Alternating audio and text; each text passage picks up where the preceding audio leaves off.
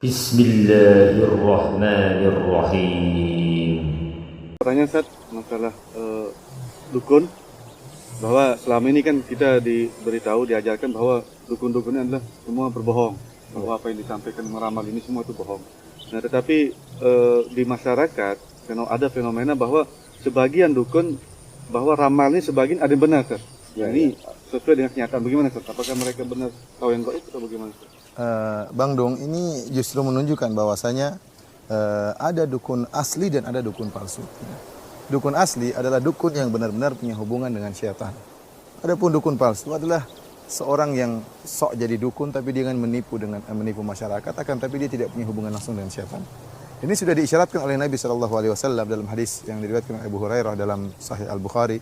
Nabi SAW pernah bersabda, "Idza qadallahu amran fis sama'i dharabatil malaikatu bi ajnatiha khud'anan bi qawlihi ka'annahu silsilatun ala safwanin yanfudhuhum dzalik." Itu jika Allah Subhanahu wa taala memutuskan suatu perkara di langit, ya, maka para malaikat mengepak-ngepakkan sayapnya karena takut mendengar firman Allah Subhanahu wa taala sehingga menjadikan mereka pingsan para malaikat.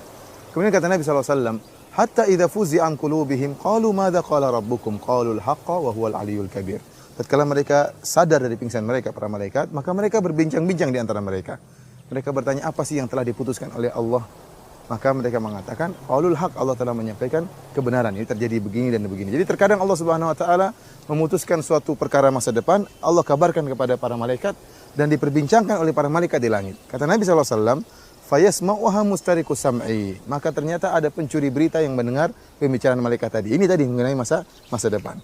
Siapa pencuri berita tersebut? Setan-setan yang mereka bertumpuk-tumpuk sampai ke langit mendengarkan pembicaraan malaikat tersebut tentang masa depan. Kemudian kata Nabi SAW, fayulqiha ila man tahtahu. Kemudian setan yang di atas melemparkan berita tersebut kepada setan yang di bawah. Terus kepada yang di bawah. Terkadang sebelum sampai berita yang ke bawah, mereka sudah terkena lemparan bintang. Ya, terkadang gagal, terkadang berhasil. Kata Nabi SAW, hatta yulqiha ala lisanis sahir awil kahin. Sampai akhirnya berita tersebut dilemparkan kepada dukun atau penyihir. Kemudian Nabi SAW bersabda, fayakdzibu ma'aha mi'ata kadzbah. Kemudian si dukun atau tukang sihir ini menambah berita yang didengar oleh syaitan dari langit dengan 100 kedustaan. Dengan 100 kedustaan. Fayuqal alaysa qad qala lana yauma kadza kadza wa kadza. Akhirnya terkadang dia ngeramal benar karena satu berita yang dia curi dari langit tadi. Jadi syaitan yang mencuri dan mengopernya kepada dia. Maka kata Nabi SAW, fayusaddaku bitilkal kalimatil lati sumi'at minas sama. Akhirnya dukun ini dibenarkan oleh masyarakat gara-gara satu kalimat yang dicuri dari langit. Dari sini kita bisa ambil kesimpulan, Bang Dung. Ternyata dukun itu memang terkadang benar, tetapi kebanyakannya dusta.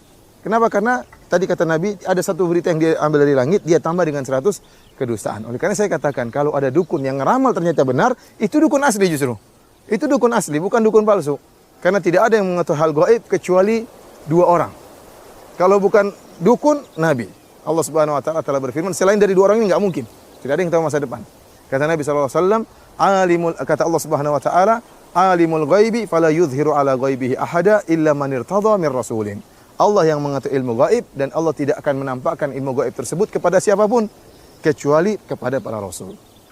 Dalam ayat yang lain kata Allah Subhanahu wa taala, "Wa ma kana Allahu liyutli'akum 'alal ghaib, walakinnallaha yajtabi min rusulihi may yasha." Allah tidak akan menampakkan ilmu gaib kepada kalian, tapi Allah pilih sebagian rasul yang Allah kehendaki.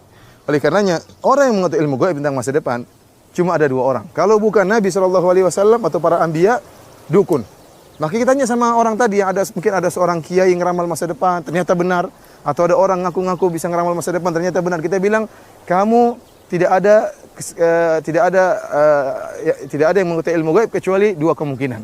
Kemungkinan pertama kamu seorang rasul, kemungkinan kedua kamu seorang dukun. Kemungkinan pertama enggak mungkin karena setelah rasul tidak ada lagi rasul, setelah Rasulullah SAW tidak ada lagi rasul yang lain.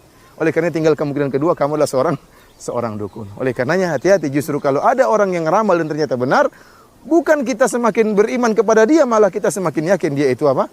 Dukun, karena tidak ada yang mengetahui hal gaib kecuali para rasul atau dukun yang terkadang-kadang diberitahu oleh syaitan. Berarti seorang rasul juga mengetahui hal yang gaib, kan? Artinya keseluruhan atau bagaimana? Enggak, para rasul hanya mengetahui sebagian ilmu gaib, tidak mengetahui seluruh ilmu gaib. Oleh karena kita dapat dalam hadis-hadis Nabi SAW, terkadang Nabi menyebutkan tentang masa depan, terkadang Nabi meramal tentang masa depan dan ternyata benar. Namun banyak hadis menunjukkan Nabi tidak tahu ilmu gaib. Oleh karena tatkala ada seorang yang mengatakan wa fina nabiyyun ya'lamu ma fil ghad, dan di antara kami ada seorang nabi yang mengetahui apa yang terjadi besok, maka Rasulullah SAW marah. Rasulullah mengatakan, saya tidak mengetahui apa yang terjadi di keesokan hari kecuali kalau diberitahu oleh Allah Subhanahu wa taala. Dan terlalu banyak dalil menunjukkan akan hal ini. Lihat Nabi SAW, Allah perintahkan dalam Al-Qur'an untuk mengatakan, "Lau kuntu a'lamul ghaib lastakthartu minal khair wa ma massani su." Kalau saya tahu ilmu gaib, maka saya akan memperbanyak melakukan kebaikan dan saya tidak akan ditimpa dengan kemudaratan. Ternyata Nabi karena tidak tahu ilmu gaib tertimpa dengan sebagian kemudaratan, Bang Dung. Contohnya, Nabi SAW sempat kalah dalam perang Uhud. Sampai syujjan Nabi SAW wa kusira rubaiyatuhu, kepala beliau terluka, kemudian gigi beliau pecah. Kenapa? Beliau tidak tahu ilmu gaib. Kalau tahu beliau tahu ilmu gaib, beliau akan tahu musuh akan datang dari arah sini, wahai para sahabatku bersiaplah di sini, akan terjadi demikian dan demikian. Karena beliau tidak tahu ilmu gaib, maka beliau celaka. Di antara contoh juga seperti tatkala istri beliau Aisyah radhiyallahu taala anha dituduh berzina. Selama sebulan Rasulullah bingung apa yang terjadi pada hakikat istri saya. Ya. Rasulullah SAW tidak tahu, ini bukan masa depan, padahal masa lalu. Bukan lagi masa depan, masa yang telah terjadi di zaman Nabi. Tapi Nabi tidak tahu hakikat dari kondisi istrinya sesungguhnya sampai Allah turunkan ayat sekitar 15 ayat dalam surat An-Nur menjelaskan bahwasanya Aisyah bersih. Aisyah adalah wanita yang suci radhiyallahu taala anha, baru Rasulullah SAW tahu. Tidak sebagaimana sebagian orang yang mengatakan, saya tahu di mana barang hilang, saya punya pasukan jin, ini semua tidak benar. Ya, Rasulullah SAW tidak mengetahui seluruh ilmu gaib. Terlalu banyak dalil yang menunjukkan Nabi SAW tidak mengetahui seluruh ilmu gaib, tapi hanya mengetahui sebagian ilmu gaib. Oleh karenanya kita kembali kepada pembahasan kita yang pertama, Bang Dung, bahwasanya dukun ada dua, ada dukun asli, ada dukun palsu. Yang kita sangat hati-hati adalah dukun asli yang punya hubungan dengan jin. Bagaimana kita tahu dia dukun asli? Ternyata ramalannya terkadang benar, ya. Alhamdulillahi Rabbil Alamin.